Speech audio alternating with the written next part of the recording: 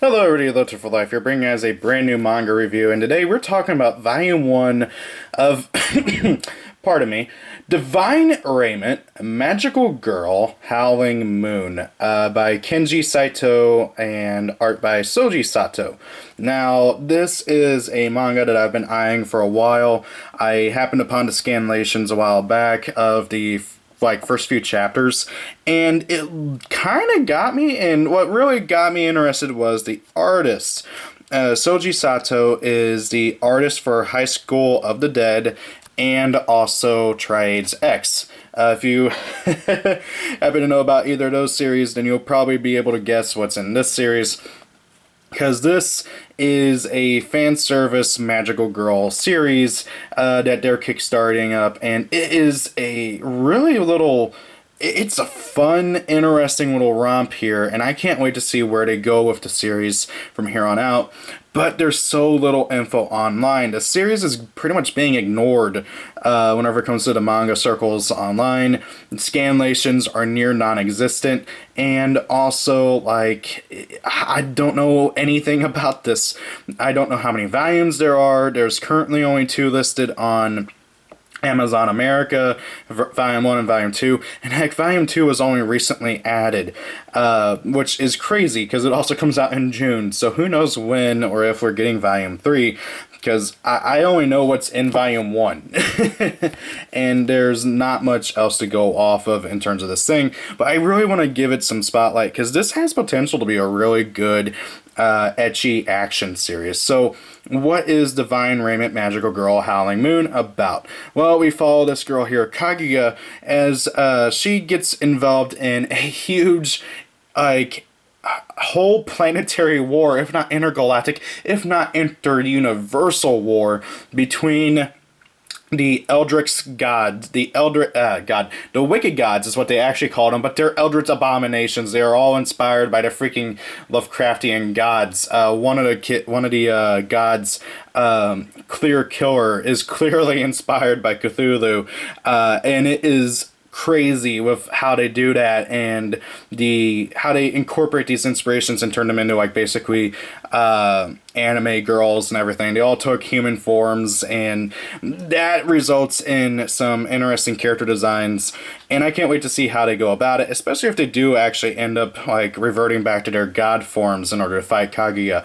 So Kaguya, along with her best friend Himari, both get abducted by a terrorist organization called Millennium. However, while they were being experimented on, a government organization, 6, comes in and rescues them, or at least tries to. They rescue Himari, but not Kaguya. Well, Kaguya gets finished being turned into a magical girl, just like Himari does by 6, and Millennium, their leader, 9, basically reveals that, hey, everything you know is not true. The whole world is being run by these wicked gods, and we want you to help us stop them. Otherwise, the whole world, if not the whole universe, will be destroyed. And that's the whole point. Basically, Kaguya, she learns what we so far believe to be the truth. I mean, there could always be an aspect of oh no, it's not actually the case, but it seems to be the case so far. And Himari is inducted into 6 and is basically told, no, Millennium are the bad guys, and they're viewed by the bad guys. I mean, as the bad guys by the whole world, because Millennium's trying to kill these these Eldritch gods that are pretending to be humans, and as they're doing that, people are like, oh my god, they attacked the senator, not knowing that the senator's a lizard person. So let's get into the artwork a bit. The action is really well done, I gotta say. Soji Sato is an amazing artist. If you've ever looked at High School of the Dead's art or Triades X's, he draws so well. The characters are really neatly done, and of course they're drawn very sexually, because I mean, this is a fan service show manga, and it takes a chance to show off fan service whenever they get. The girls, Himari and Kaguya, whenever they turn in their magical girl forms, they also technically age, so there's some fun stuff done with that as well. I gotta be careful about what pages I show, because they do show almost full frontal nudity in this. They don't show the bottom, but they do show the top all the way, so gotta be careful of that. Don't want to get my video taken down. Yeah, but like seriously, the action is well done. The character designs are great. I especially love the designs of the monsters and Kaguya herself. Whenever she's in her full like magical girl form, it's just really cool. And honestly, like, the story is also pretty interesting. The main, like, the boss of the main team is really, really cool looking. I love his design, especially whenever he goes into human form all the way. Let's see if I can find that. But, like, there are a lot of tropes with, like, anime in general, you know. It's got some very, very, very tropey tropes. Like, for instance, let's see here. This one I'm kind of annoyed by. They have battle stats. Like, why? Why do we gotta incorporate RPG elements into it? But, oh well, I don't really care one way or the other. It's just kind of funny and annoying. There are some other questionable things with, like, the character's motivation. She just kind of goes along with it, after realizing that, oh, hey, everything's kind of messed up in this world.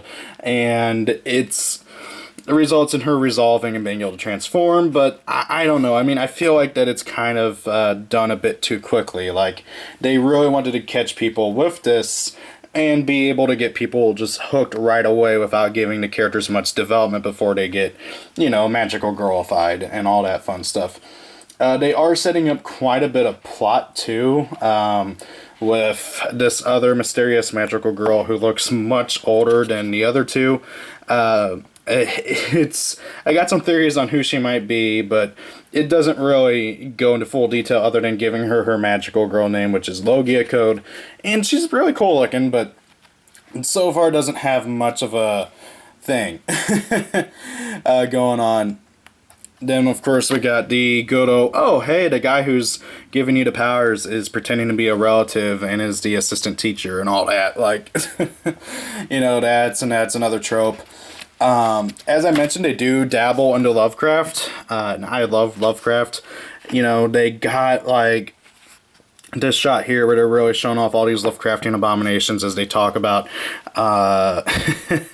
basically the past wars that these eldritch beings have had. Here is the girl who is basically Cthulhu, or is implied to be. She's like the queen of the underwater and everything. Specifically, she's the eldritch being rolling over Japan and pulling the strings behind all that. And I can't really show much else past that, partly because of spoilers, and also partly because there's a lot of scantily clad stuff going on past that point, but I digress. This is a really good opener to this series. Again, there's not much info out there, and there's not much in the way of scanlations either. I'm really hoping this series gets noticed more and picked up by more people, because it has strong potential. Soji Sato is a really, really good artist. I love his designs and his action and all that. Kenji Saito, I don't know too much about him, but so far I'm really liking his world building and his story that he's pulling together for this. I just wish he'd kind of reel back the pacing a bit, because it is a bit fast paced, especially for this first volume. Again, there's not even any fan scanlations of anything past Volume 1, so I can't speak on if like anything gets improved on in Volume 2. I'm just going to have to wait until it comes out, or maybe, I don't know, somebody will actually go and scanlate that, and you know, I'm still going to pick it up, because this is such a good opener. And hey, if you're into ecchi battle series like High School DxD or something, I think you'll get a kick out of Howling Moon here. So what do you guys think? Have you read this series? Do you like it? Do you enjoy it? What do you like about it? What do you hate about it? Are you interested in it? How do you like my review of it? I'm trying out some new styles with lighting and everything. I hope this turned out well. I'm kind of worried that like my lamp is providing too much glare, but like also if I do it anywhere else in my room. There's just such little low light that my camera gets all fuzzy and pixelated, and heck, you can probably notice it around the corners over here maybe. I need a new camera, and I will be saving up for one. But I digress.